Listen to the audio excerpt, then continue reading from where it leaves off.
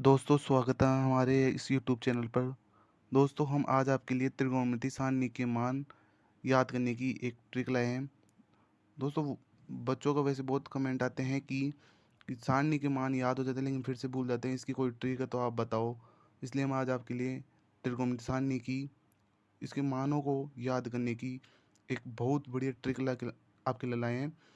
इस ट्रिक को आप बस थोड़े से कंसेप्ट वाइज समझ लीजिए, आपको ये पूरी सारणी ऑटोमेटिक याद हो जाएगी। तो दोस्तों शुरू करते हैं। तो दोस्तों मैंने यहाँ पे ये थीटा एंगल, जो एंगल 0 डिग्री या 30 डिग्री, 45 डिग्री, 60 डिग्री, 90 डिग्री, इनमें से कुछ भी हो सकता है। और ये साइन, ये फंक्शन बोलते हैं, साइन, कोस, टेन, कोट, सेक, कोसेक, ये सारे फंक्शन हैं। दोस्तों आपको सबसे पहले क्या करना है, यहाँ पे 0 से 4 तक गिनती लिखनी है आपको। 0, 1, 2, यहाँ पे 3 और यहाँ पे 4 लिख लिया। अब इन सभी के बटे में 4 से डिवाइड करना है इनको, सभी को 4 से डिवाइड कर दो। इन सभी संख्या को 4 से डिवाइड कर देंगे,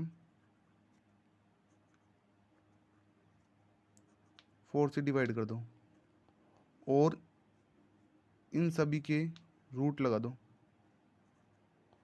तो दो, इन सभी के रूट लगा दो।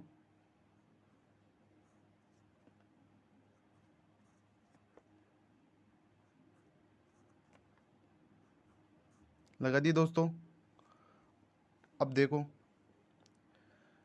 जब किसी भी संख्या का जीरो में भाग लगाते हैं, किसी भी संख्या का जीरो में भाग लगाते हैं तो हमेशा जीरो ही आती है। और जीरो का वर्गमूल हमेशा जीरो होता है। तो साइन जीरो की वैल्यू क्या आ गई, जीरो। इसी प्रकार 1/4, तो इसको क्या लिख सकते, 1/2। नहीं, 1/2 नहीं, 1/4। मतलब 1 का रूट क्या हो जाएगा, 1, और 4 का रूट क्या हो जाएगा, 2। तो साइन 30 की वैल्यू क्या आ जाएगी, 1/2। समझ गए बच्चों। जैसे 1 का रूट, इस रूट को अलग अलग कर लेंगे। जैसे 1 का रूट और 4 का रूट, तो 1 का रूट तो 1 हो गया और 4 का रूट क्या हो गया, 2। तो ऐसा हो गया। तो साइन 30 की वैल्यू क्या आ गई, 1/2। और ऐसे हम 45 की देखते हैं। तो इसमें क्या होगा कि 2 से 4 कट जाएगा तो 1/2 आ जाएगा।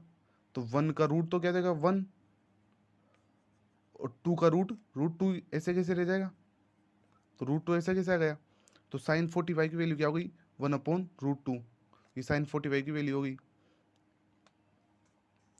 ऐसे ही आगे हम 60 की बात करें तो जैसा कि √3/4 है, तो √3 √3 हो जाएगा ऐसा कैसे ही।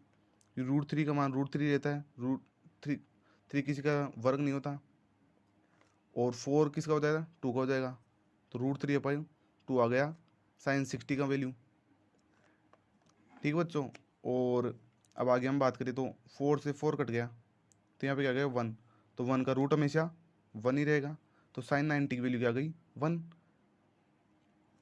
अब जस्ट इसका उल्टा, 0, 1/2, 1/√2, √3/2 और 1। जस्ट इसका उल्टा कोस का मान हो जाएगा। जैसे 1 है यहाँ पे, तो यहाँ पे आ जाएगा 1। साइन 90 का मान 1 होता है, तो 0 का मान 0 होता है। और कोस 0 का मान हो जाएगा 1। इसे सेम इसका उल्टा, √3/2 यहाँ पे आ जाएगा। 1/√2 साइन 45 का भी ये रहता है, कोस 45 का भी यही रहेगा। जस्ट इसका उल्टा, जैसे यहाँ पे 1 है तो यहाँ पे 1, यहाँ पे √3/2 है तो यहाँ पे √3/2, यहाँ पे 1/√2 है तो यहाँ पे 1/√2। और साइन 30 की वैल्यू 1/2 है तो कोस 60 की वैल्यू 1/2 हो जाएगी। और ये सुनिए यहाँ पे जस्ट इसका उल्टा। अब 10 की बात करें दोस्तों मैंने हमने बेसिक कंसेप्ट में बताए थे कि टेन थीटा बराबर क्या होता है, ये मैंने आपको बता दिया था पहले ही। टेन थीटा बराबर क्या होता है, sine theta upon cos theta. तो मतलब sine theta upon cos theta, तो इस मतलब 0/1, टेन जीरो का मान हो जाएगा। तो 0/1 मतलब जीरो में किसी भी संख्या का भाग देंगे तो हमें क्या आएगा, जीरो आएगा। तो साइन टेन 30 का वैल्यू 1/2 और अपॉन रूट 3/2, तो इसकी वैल्यू क्या आ जाएगी, 1/√3। ये टेन 30 की वैल्यू हो गई। ऐसे ही टेन 45 की वैल्यू निकालेंगे तो 1/√2 अपॉन 1/√2, तो ये कट के एक आ जाएगा। इस फॉर्मूले से मैं एक मान रख के बता देता हूँ कि जैसे 60 की वैल्यू निकाल रहे हैं, तो जैसे 60 वैल्यू साइन की है √3/2 अपॉन कोस की वैल्यू है 1/2।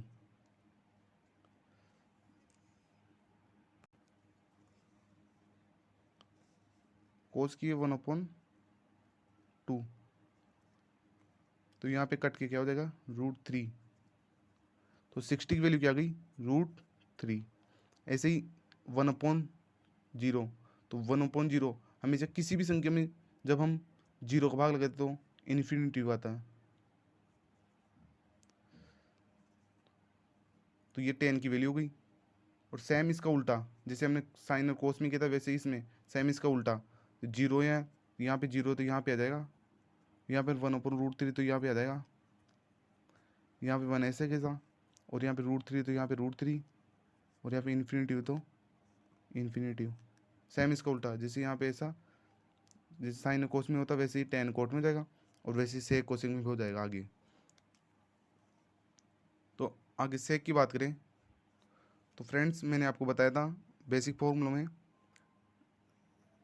सेक थीटा बराबर क्या होता है, 1/कोस थीटा।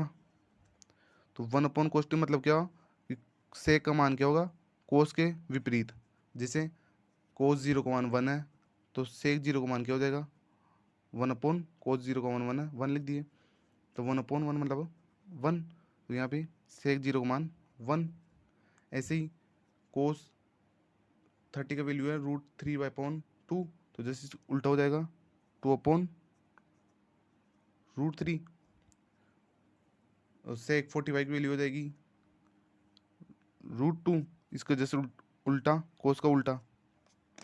इसमें इस फॉर्मूले से निकालेंगे, जस्ट इसका विपरीत हो जाएगा, सेक कोस का विपरीत, तो यहाँ पे √2 हो गया।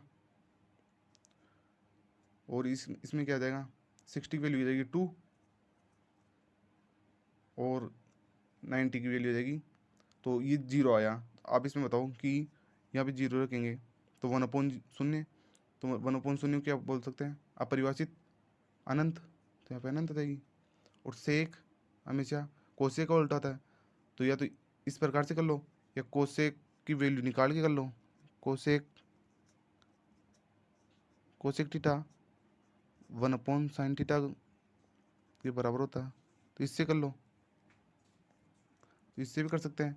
तो आप इससे भी फॉर्मूला से इससे भी आ जाएगा, और इससे भी, जैसे मैं आपको पहले बताया था कि साइन कोस का कोस की कोस साइन की वैल्यू कोस की जस्ट इसकी उल्टी कर दोगे, ये आ जाएगी टेन कोट की, और सेक कोसेक की। तो ऐसे ही ये 1 है तो यहाँ पे 1, यहाँ पे √2/√3 है, तो ये 2/√3, और √2, तो यहाँ पे √2 ऐसे कैसे, यहाँ पे 2, यहाँ पे 2, और यहाँ पे इन्फिनिटी, तो यहाँ पे इन्फिनिटी। तो सेम इसकी उल्टी जस्ट। तो दोस्तों ये बहुत आसान ट्रिक, बस आपको ये याद करना है कि पहले 0 से 4 तक आपको ये अभी डिजिट लिखनी है, और फिर इनको 4 से डिवाइड कर देना है, और फिर रूट निकाल लेना है। तो ये दोस्तों ये सारणी याद करने की एक बेसिक ट्रिक है। दोस्तों इससे आपको क्या पता लगता है कि साइन की वैल्यू 0 और 1, तो हमेशा साइन की वैल्यू हमेशा साइन थीटा की वैल्यू हमेशा -1 से +1 तक रहती है हमेशा, समझ गए। और cos थीटा की वैल्यू हमेशा -1 से ही +1 तक रहती है। तो आप ये बेसिकली ध्यान रखने की बातें हैं दोस्तों, ये याद रख सकते हैं आप।